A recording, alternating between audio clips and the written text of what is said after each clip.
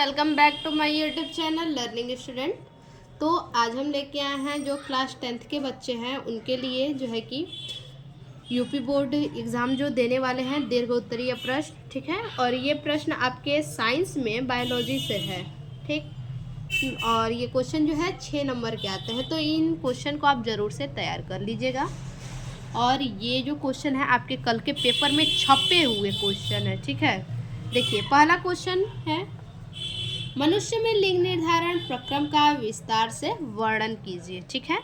तो देखिए मनुष्य में लिंग निर्धारण लिखेंगे, मनुष्य में 46 गुणसूत्र होते हैं, ठीक है। मनुष्य में कितने लिंग गुणसूत्र होते हैं? तो मनुष्य में जो है कि 46 लिंग गुणसूत्र होते हैं, जिनमें से 44 यानी 22 जोड़ी, जिनमें से 44 यानी 22 जोड़ी कायिक गुणसूत्र कहलाते हैं, तथा दो गुणसूत्र यानी एक जोड़ी लिंग गुणसूत्र या हेटेरोसोम्स कहलाते हैं, ठीक। द्विगुणित कोशिका में गुणसूत्रों का एक समूह लिंग का निर्धारण करता है। द्विगुणित कोशिका में जो गुणसूत्रों का समूह होता है, तो 23वां जो समूह है, 23वां समूह को बोला है एक समूह लिंग का निर्धारण करता है, ठीक है। इन्हें लिंग गुणसूत्र कहते हैं। आगे, मनुष्य नर में XY लिंग गुणसूत्र होते हैं। मनुष्य में कितने गुणसूत्र होते हैं? तो मनुष्य नर में जो है कि XY लिंग गुणसूत्र होते हैं, अतः नर को विषम युग्मकी माना जाता है। नर को क्या माना जाता है? विषम युग्मकी। क्यों? क्योंकि इसमें विषम विषम है, एक X है एक Y है, इसलिए इसे विषम युग्मकी माना जाता है। मानव मादा में XX लिंग गुणसूत्र होते हैं, ठीक है। मानव मादा में जो है कि XX लिंग गुणसूत्र होते हैं। मादा समान प्रकार का युग्मक बनाती है, मादा समान प्रकार का युग्मक बनाती है। यह समरूपी होता है, अतः मादा को समयुग्मकी माना जाता है, ठीक। मादा को क्यों समयुग्मकी माना जाता है? क्योंकि XX यानी दोनों समान लिंग गुणसूत्र हैं, और वही नर में जो है कि XY लिंग गुणसूत्र जो है कि विषम है, अलग अलग है, भिन्न भिन्न है, ठीक है। उसके बाद शिशु का लिंग निर्धारण निषेचन के समय होता है, ठीक है। शिशु का लिंग निर्धारण कब होता है? तो निषेचन के समय होता है। अब देखिए आपको जो है कि डायग्राम बनाना होगा इस तरह से। देखिए पूरा डायग्राम इस तरह से बिल्कुल साफ सुथरा, कहीं पे दाग धब्बा कुछ नहीं होना चाहिए, बिल्कुल अच्छे से आपको डायग्राम बनाना है। ये जनक है नर और मादा। नर में 44 प्लस XY गुणसूत्र हैं, और मादा में भी 44 प्लस XX हैं, और युग्मक बनता है। नर जब नई संतति उत्पन्न होती है, जब युग्मक बनता है, तो नर जो है अपना 22 गुणसूत्र देता है, यानी 11 जोड़ी, और उसके बाद क्या देता है? X देता है, 22 गुणसूत्र और X, और दूसरी तरफ क्या है? 22 गुणसूत्र प्लस Y, यानी यहाँ पे X है यहाँ पे Y है। और वहीं पे जो है कि मादा देखिए 22 प्लस X, 22 प्लस X। क्यों दोनों तरफ X? क्योंकि मादा में XX ही गुणसूत्र होते हैं, ठीक है, समान होते हैं, XX गुणसूत्र होते हैं। अब देखिए इस युग्मक को क्या किया जा रहा है, यहाँ पे संतति जब बनेगा तो 22 प्लस X गुणसूत्र मिलेंगे, और 22 प्लस X दोनों XX अपना दे रहे हैं, तो ये जब युग्मक बनेगा तो 44 प्लस XX होगा, 22 इसका और 22 इसका, 44 हो जाएगा, और X इसका X इसका, तो ये हमारा XX हो जाएगा। तो ये हमारा मादा का निर्माण होगा, ठीक है, मादा संतति का निर्माण होगा। आगे देखिए यहाँ पे मादा से 22 प्लस X गुणसूत्र लिया जा रहा है, और यहाँ नर से 22 प्लस Y गुणसूत्र लिया जा रहा है। नर अपना यहाँ Y दे रहा है, और मादा के पास X है तो वो X ही देगी, ठीक है। तो 44 प्लस XY यहाँ पे गुणसूत्र मिल रहे हैं, तो यहाँ पे नर संतति का निर्माण होगा, ठीक है।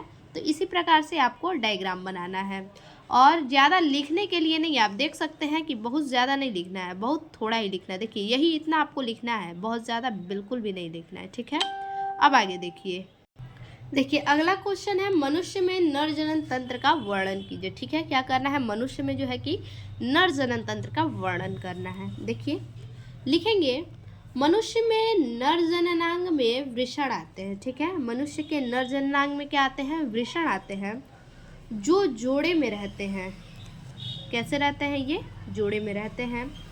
और मांसल थैले वृषण कोश, मांसल थैले वृषण कोश, वृषण कोश को क्या कहते हैं,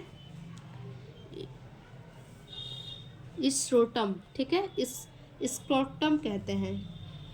वृषण कोश के अंदर स्थित होते हैं। दोनों वृषण से एक संकरी नलिका निकलती है, ठीक है। दोनों वृषण से एक संकरित नली निकलती है, जो एक बड़ी नलिका मूत्र वाहिनी में खुलती है। वृषण कोश से जो है कि एक नली निकलती है, और वो नली कहाँ खुलती है, तो मूत्र वाहिनी में जाकर के वो नली खुलती है। पुरुष में मूत्र वाहिनी एक मांसल संरचना है, ठीक है। पुरुष में जो मूत्र वाहिनी है वो एक प्रकार का मांसल संरचना है, यानी मांसपेशियों से बना हुआ संरचना है, ठीक है, मांस से। इसे शिश्न यानी पेनिस में बहुत अधिक रक्त की आपूर्ति होती है। इसे शिश्न में जो है कि बहुत अधिक रक्त की आपूर्ति होती है। इसकी मांसपेशियां विशेष प्रकार की होती है। इसकी जो शिश्न की जो मांसपेशियां होती हैं वो विशेष प्रकार की होती है। शिश्न मूत्र और शुक्राणुओं दोनों को ही बराबर निकालने का कार्य करता है। शिश्न का क्या कार्य है, शिश्न का कार्य है मूत्र को और शुक्राणुओं को, दोनों को ये बाहर निकालता है। वृषण में एक विशिष्ट संरचना पाई जाती है, ठीक है। वृषण में एक विशिष्ट प्रकार की संरचना पाई जाती है, इसे शुक्राशय कहते हैं। जो विशिष्ट प्रकार की जो संरचना वृषण में पाई जाती है उसे क्या कहते हैं, शुक्राशय कहते हैं। ये शुक्राणु के पोषण के लिए लसलसा तरल द्रव स्रावित करता है, ठीक है। शुक्राशय क्या करता है, शुक्राणु को पोषण प्रदान करने के लिए लसलसा तरल द्रव को स्रावित करता है।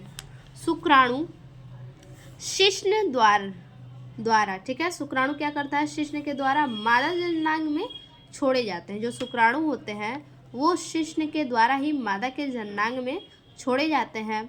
नर जनन तंत्र पुरुषों में 13 से 14 वर्ष की उम्र में क्रियाशील हो जाते हैं। जो नर जनन तंत्र है, ठीक है, नर जनन तंत्र 13 से 14 वर्ष की उम्र में जो है कि ये क्रियाशील हो जाता है, यौनावस्था आरंभ होने के बाद, ठीक है। और इसका जो फिगर आप बनाइएगा, देखिए यही इसका आपको जो है कि फिगर बनाना है, ठीक।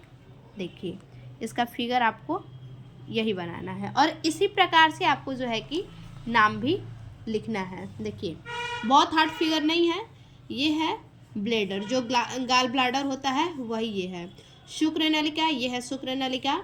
मूत्र मार्ग ये है, ये शिश्न है, ये वृषण कोश, और ये जो पार्ट है ये वृषण है। और यहाँ पे आप लिख सकते हैं, यहाँ पे निकाल के, ये क्या है, उदर गुहा है, ठीक है। तो ये हमारा हो गया फिगर। अगला क्वेश्चन है, मनुष्य में मादा जनन तंत्र का नामांकित चित्र बनाइए, ठीक है। मनुष्य में मादा जनन तंत्र को बोला है कि मादा जनन तंत्र का चित्र बनाइए, अंडाशय और अंडवाहिनी का कार्य लिखिए, या फिर आपको दे देगा कि मादा जनन तंत्र का वर्णन कीजिए। लिखेंगे, मादा जनन तंत्र में अंडाशय यानी ओवरी, अंडवाहिनी ओविडक्ट, योनि वजाइना, गर्भाशय यूटेरस और योनि द्वार वाल्वा होते हैं, ठीक है। मादा जनन तंत्र में क्या होते हैं, अंडाशय, अंडवाहिनी, योनि, गर्भाशय, योनि द्वार होते हैं। अंडाशय यानी ओवरीज एक जोड़ी पाए जाते हैं, ठीक है। ओवरीज कितने जोड़ी पाए जाते हैं, तो एक जोड़ी पाए जाते हैं, और उदर गुहा में स्थित होते हैं। ये ओवरी कहाँ स्थित होते हैं, तो ये ओवरी जो है कि उदर गुहा में स्थित होते हैं। प्रत्येक अंडाशय के निकट एक शंकरी नलिका के रूप में अंडवाहिनी शुरू होकर पतली और कुंडलित फैलोपियन ट्यूब में बढ़ती है। देखिए ध्यान से क्या कह रहा है, अंडाशय के निकट, ठीक है, अंडाशय के निकट एक संकरी नलिका के रूप में अंडवाहिनी शुरू होकर, अंडाशय के रूप में क्या हो रहा है कि संकरी नलिका रूप में अंडवाहिनी शुरू होकर पतली और कुंडलित फैलोपियन ट्यूब में बढ़ती है। ठीक है, देखिए जैसे कि फिगर आप देख लीजिए। ठीक, ये फिगर जो हमारा है ये हमारा अंडाशय है। ठीक है, ये हमारा अंडाशय है। अंडाशय के निकट बोला है संकरी नलिका के रूप में, ये जो आपको दिख रहा है यही नलिका के रूप में फैलोपियन ट्यूब में बढ़ती है अंडवाहिनी की सहायता से। ठीक है, अंडवाहिनी की सहायता से ये गर्भाशय में यानी फैलोपियन ट्यूब में पहुंचती है। देखिए अंडवाहिनी शुरू होकर पतली और कुंडलित फैलोपियन ट्यूब में बढ़ती है। दोनों ओर की अंडवाहिनियां एक चौड़े नाल में खुलती है। ठीक है, दोनों ओर की जो अंडवाहिनी है वह कहाँ खुलती है, एक चौड़े नाल में। ये जो दोनों तरफ से खुल रहा है ना, तो ये एक चौड़ा नाल है, उसी को बोला है कि एक चौड़े नाल में खुलती है। गर्भाशय एक अन्य संकरे कक्ष में खुलता है। ये जो गर्भाशय है, ठीक है, ये गर्भाशय है, इसी को बोला है कि अन्य संकरे कक्ष में खुलता है, जिसे योनि कहते हैं। यह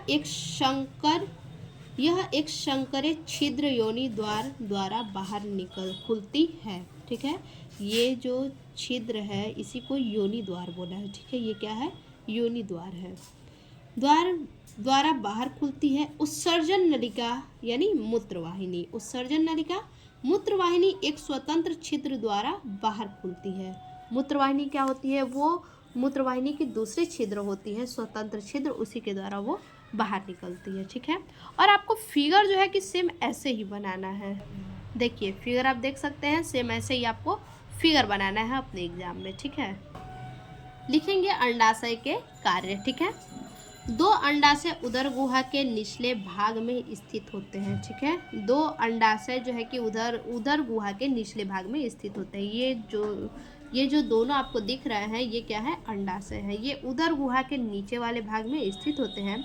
इनमें अंडाणु बनते हैं। ये जो अंडाशय है ये अंडाणु का निर्माण करता है। ठीक है, उसके बाद देखिए अंडवाहिनी के कार्य। अंडवाहिनी के क्या कार्य है, यह पतली कुंडलित पेशीय नली है। अंडवाहिनी क्या है, ये एक पतली कुंडलित पेशीय नली है जो गर्भाशय और अंडाशय को जोड़ती है। ये क्या करती है, गर्भाशय को और अंडाशय को जोड़ती है। यह अंडाणुओं को गर्भाशय तक पहुंचाती है। ठीक, ये जो अंडवाहिनी है, ठीक, ये क्या है, अंडवाहिनी है। अंडवाहिनी का ये जो रास्ता है ये गर्भाशय तक पहुंचाती है अंडाणुओं को। अंडाशय क्या करता है, अंडाणु का निर्माण करता है। ठीक है, अंडाशय क्या करता है, अंडाणु का निर्माण करता है, और इस अंडाणु को जो है कि अंडवाहिनी क्या करती है, गर्भाशय तक पहुंचाती है। ठीक है, तो ये हमारा हो गया मादा जनन तंत्र का नामांकित सचित्र वर्णन। अगला है मेंडल के नियम का वर्णन कीजिए। ठीक है, तो देखिए मेंडल का नियम, हेडिंग देंगे मेंडल के आनुवंशिकता का नियम। ठीक है, उसके बाद लिखेंगे जनक जीवों के आनुवांशिक लक्षणों के जीन्स के माध्यम से एक पीढ़ी से दूसरी पीढ़ी में स्थानांतरण की प्रक्रिया को वंशागति या आनुवंशिकता कहते हैं। फिर से समझिए, जनक जीवों के आनुवांशिक लक्षणों के जीन, जो जनक जीव के आनुवांशिक लक्षण होते हैं उनके जीन, आनुवांशिक लक्षण के जीन के माध्यम से, ठीक है, आनुवांशिक लक्षण के जो जीन होते हैं उनके माध्यम से एक पीढ़ी से दूसरे पीढ़ी में स्थानांतरण होने की प्रक्रिया को, ठीक है, स्थानांतरण होने की प्रक्रिया को वंशागति या आनुवांशिकता का नियम कहते हैं। अगर आपको बोल दे कि वंशागतिकी का नियम लिखिए तो आप इसी को लिखिएगा। ठीक है, अब देखिए हेडिंग देंगे प्रभाविता का नियम। ठीक है, प्रभाविता का नियम लिखेंगे, जब दो विपर्यासी लक्षणों वाले दो पौधों शुद्ध यानी शुद्ध पौधा होगा, ठीक है, दो पौधों शुद्ध का संकरण कराया जाता है। दो विपरीत लक्षणों वाले, ठीक है, जब दो विपरीत लक्षणों वाले दो पौधों का संकरण कराया जाता है तब प्रथम संतानीय पीढ़ी में एक लक्षण दिखाई देता है। ठीक है, प्रथम संतानीय पीढ़ी में कितने लक्षण दिखाई देते हैं? तो एक लक्षण दिखाई देते हैं, तथा दूसरा लक्षण छिपा रहता है। ठीक है, एक लक्षण दिखाई देता है और उसमें दूसरा लक्षण छिपा रहता है। दिखाई देने वाले लक्षण प्रभावी लक्षण तथा छिपे रहने वाले लक्षण अप्रभावी लक्षण कहलाते हैं। देखिए, जो लक्षण दिखाई दे वो प्रभावी, यानी अपने लक्षण को दिखाया तो वो प्रभावी होगा, और जो लक्षण नहीं दिख रहा है वो अप्रभावी, छिपा हुआ लक्षण क्या होगा? अप्रभावी होगा। इस नियम को प्रभाविता का नियम कहते हैं। ठीक है, अब इसके बाद जो है कि इसका डायग्राम आपको बनाना होगा। डायग्राम देख लीजिए। देखिए, ये हमारा डायग्राम है। ठीक है, शुद्ध लाल पुष्प और ये शुद्ध सफ़ेद पुष्प, और ये पहली पीढ़ी है, P1 पीढ़ी। ठीक है, शुद्ध लाल पुष्प में कैपिटल R है दोनों, और शुद्ध सफ़ेद पुष्प में क्या है? स्मॉल r है दोनों। ठीक है, अब देखिए, ये युग्मक के लिए एक तरफ कैपिटल R दिया और दूसरी तरफ भी कैपिटल R, यानी दोनों अलग अलग, और सफ़ेद पुष्प में भी स्मॉल r स्मॉल r। अब इनको क्या करेगा? इस कैपिटल R के साथ पहले स्मॉल r का संकरण करवाएगा। ठीक है, फिर इसी कैपिटल R से दूसरे स्मॉल r का संकरण करवाया। ठीक है, तो यहाँ भी वही प्राप्त हुआ, यहाँ भी वही प्राप्त हुआ, यानी capital R small r capital R small r। ठीक, उसके बाद इस कैपिटल R से जो है कि यहाँ पे भी कैपिटल R ये है, और यही कैपिटल R यहाँ पे भी है। ठीक है, अब यहाँ पे देखिए, अब इस कैपिटल R के साथ स्मॉल r ये है सफ़ेद पुष्प का, और दूसरे कैपिटल R के साथ सफ़ेद पुष्प का स्मॉल r। ठीक है, तो यानी किसी तरह से संकरण करवाएं तो सभी के सभी हमें शंकर लाल पुष्प ही प्राप्त हुए। ठीक है, शंकर लाल पुष्प ही हमें प्राप्त हुए। तो इसी तरह से हम डायग्राम बना देंगे। ये हमारा प्रभाविता का नियम है। अब हमारा क्वेश्चन क्या दिया था? मेंडल के नियमों का वर्णन कीजिए। ठीक है, तो ये हमारा मेंडल के नियम में 3 नियम है। ये हमारा हो गया प्रभाविता का नियम। अब हम देखेंगे दूसरा पृथक्करण का नियम। देखिए, लिखेंगे, इस नियमानुसार किसी भी गुण के 2 कारक, ठीक है, किसी भी गुण के 2 कारक एक दूसरे से अलग हो जाते हैं। ठीक है, मैं पृथक्करण के नियम के अनुसार 2 कारक क्या होते हैं? 2 कारक जो है कि किसी एक दूसरे से अलग हो जाते हैं। किसी भी गुण के कारण जो है कि 2 कारक एक दूसरे से अलग हो जाते हैं और युग्म बनाने के समय भी अलग रहते हैं। इसे वियोजन नियम भी कहते हैं। ठीक है, इसे पृथक्करण का नियम या फिर वियोजन नियम भी कहते हैं। उदाहरण के लिए देखिए, मटर के पौधे के संकरण में द्वितीय पीढ़ी F2 प्राप्त करने के लिए जब स्वपरागण कराया जाता है। ठीक है, मटर के पौधे के संकरण में जब द्वितीय पीढ़ी प्राप्त करने के लिए क्या कराया जाता है? स्वपरागण करवाया जाता है। ठीक है, स्वपरागण करवाया जाता है तो लंबेपन तथा बौनेपन का लक्षण फिर से प्राप्त हो जाता है। ठीक है, लंबेपन का और बौनेपन का लक्षण जो है कि फिर से प्राप्त हो जाता है द्वितीय पीढ़ी में जब स्वपरागण करवाते हैं। तो देखिए डायग्राम, इसका डायग्राम आपको इसी तरह से बनाना है। ठीक है, शुद्ध लंबे पौधे कैपिटल T दोनों है और शुद्ध बौने पौधे दोनों स्मॉल t है। दोनों में संकरण करवाया जाएगा तो लंबा पौधा शंकर कैपिटल T और स्मॉल t प्राप्त होगा। ठीक है, शंकर ये प्राप्त होगा, शुद्ध लंबा नहीं प्राप्त होगा, शंकर लंबा पौधा प्राप्त होगा। और इसी शंकर लंबे पौधे में अगर स्वपरागण करवा दिया जाए तो क्या हमें प्राप्त होगा? स्वपरागण करवाने पे एक बार कैपिटल T और कैपिटल T, ठीक है, दूसरे बार में कैपिटल T स्मॉल t, तीसरे बार कैपिटल T स्मॉल t और चौथे बार स्मॉल t, यानी एक बार चांस है कि शुद्ध लंबा पौधा प्राप्त हो सकता है, दूसरी बार में जो है कि शंकर लंबा पौधा प्राप्त होगा और तीसरी बार में भी शंकर लंबा पौधा, चौथे बार में क्या है? शुद्ध बौना पौधा। और इसका रेशियो देखा जाए तो क्या बनेगा? 1 अनुपाते 2 अनुपाते 2 अनुपाते 1, इसका रेशियो यही बनेगा। ठीक है, उसके बाद देखेंगे तीसरा है स्वतंत्र अवव्यूहन का नियम। तो देख लीजिए स्वतंत्र अवव्यूहन का नियम क्या है। लिखेंगे जब दो या दो से अधिक विपरीत लक्षणों वाले पौधों के बीच, दो या दो से अधिक विपरीत लक्षणों वाले पौधों के बीच क्रॉस कराया जाता है। ठीक है, कैसे पौधे रहेंगे? विपरीत पौधे रहेंगे। विपरीत लक्षणों वाले पौधों के बीच क्रॉस कराया जाता है यानी संकरण करवाया जाता है। तो इन लक्षणों की वंशागति, ठीक है, इन लक्षणों की वंशागति स्वतंत्र रूप से होती है। ठीक है, इनकी जो वंशागति होती है स्वतंत्र रूप से होती है। अर्थात स्वतंत्र रूप से का क्या मतलब है? एक लक्षण की वंशागति दूसरे लक्षण की वंशागति को प्रभावित नहीं करती है। ठीक है, स्वतंत्र रूप से होती है यानी एक लक्षण की जो पहले लक्षण की वंशागति है वो दूसरे लक्षण की वंशागति को प्रभावित नहीं करती है। इसे स्वतंत्र अवव्यूहन का नियम कहते हैं। ठीक है, अब इसका भी डायग्राम देख लीजिए। इसका डायग्राम देखिए, गोल तथा पीले बीज वाले पौधे हैं और ये झुर्रीदार तथा हरे बीज वाले पौधे हैं। ठीक है, गोल तथा पीले बीज वाले में क्या है? कैपिटल आर है और कैपिटल वाई है। और झुर्रीदार तथा हरे बीज में क्या है? स्मॉल आर और स्मॉल वाई है। अगर इनके बीच संकरण कराया जाए तो क्या है?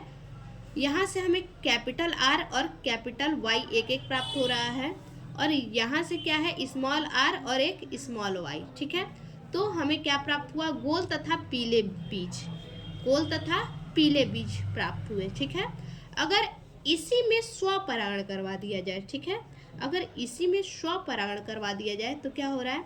गोल तथा पीले बीज प्राप्त होंगे यानी सेम यही चीज़ है। और दूसरे बार में क्या है? गोल तथा हरे बीज प्राप्त होंगे। ठीक है, गोल तथा हरे बीज यानी कैपिटल आर और स्मॉल वाई। ठीक है, कैपिटल आर दोनों है और स्मॉल वाई, ये दोनों अपना इसमें से जो है स्वपरागण करवाया जा रहा है तो ये क्या कर रहा है कि कैपिटल आर और स्मॉल वाई दे रहा है। ठीक है, और उसी तरह से दूसरे वाले में भी कैपिटल और स्मॉल वाई मिल रहा है। तो ये हमारा क्या हो गया? गोल तथा हरे बीज।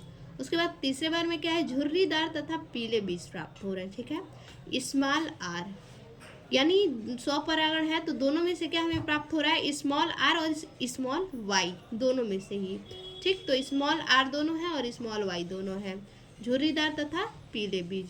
उसके बाद जो है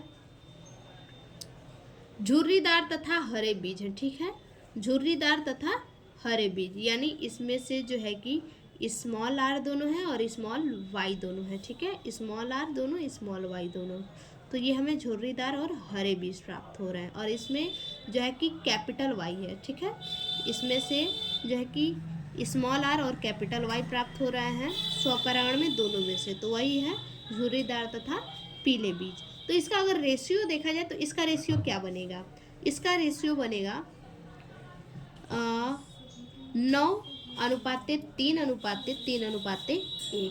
ठीक है, सबसे ज़्यादा चांस है स्वपरागण करवाने का, सबसे ज़्यादा चांस है कि गोल तथा पीले बीज ही सबसे ज़्यादा प्राप्त होंगे। ठीक है, तो ये हमारा हो गया महत्वपूर्ण दीर्घोत्तरीय का प्रश्न जो आपके 6 नंबर वाले एग्जाम में आते हैं। फिर से मिलते हैं ऐसे एक और नए वीडियो में, तब तक के लिए धन्यवाद।